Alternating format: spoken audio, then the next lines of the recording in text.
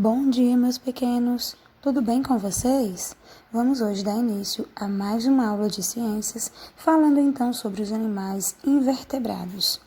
Então, estudamos na aula anterior que os animais vertebrados são aqueles que possuem coluna vertebral e ossos.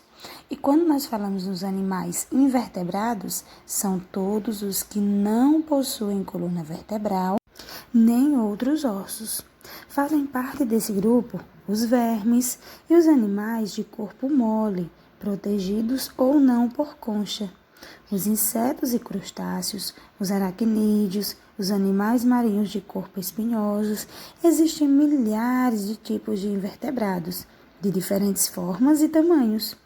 Os invertebrados terrestres, eles podem viver em desertos, em matas, em diversos ambientes. Existem também aqueles invertebrados que vivem enterrados dentro do solo, como, por exemplo, as minhocas. Existem também os que vivem embaixo de pedras, como exemplo nós temos o tatuzinho de quintal. Para encontrar alimento, o que é que os invertebrados eles fazem? Eles utilizam diversas formas de locomoção. Como, por exemplo, alguns rastejam com as lesmas, outros têm pernas para andar, como as formigas e as aranhas. E existem também os que voam, como as borboletas, os gafanhotos e mosquitos.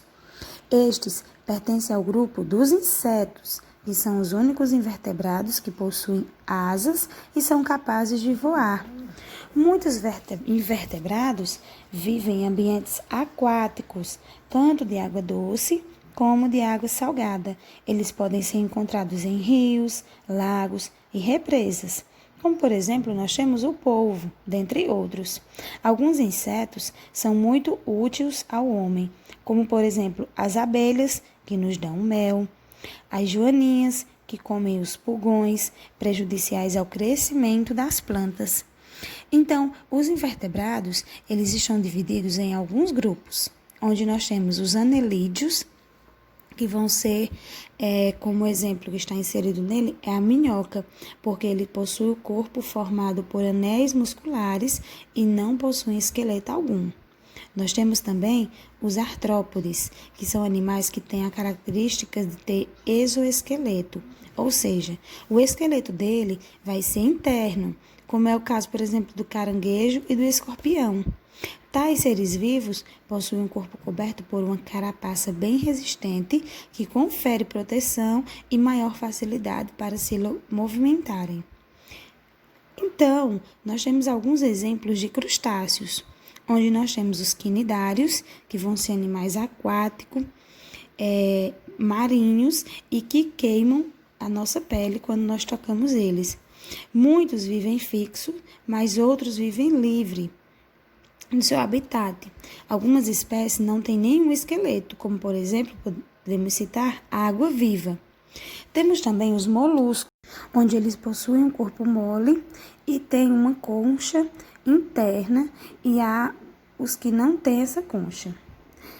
Os esquinodermos têm esqueleto interno, a pele está sobre o esqueleto e é muito fina.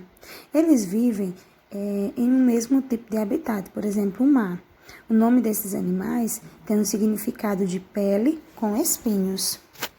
Observe bem essa imagem acima e me diga qual é o animal vertebrado e qual é o animal invertebrado e por que você soube classificar esses dois animais como animal vertebrado e invertebrado. Você vai responder no seu caderno e vai estar me enviando a foto pelo WhatsApp. Aí vai mais um exemplo também para vocês estarem praticando. Espero que tenham gostado da aula, tenham compreendido. Fiquem com Deus e até a próxima aula.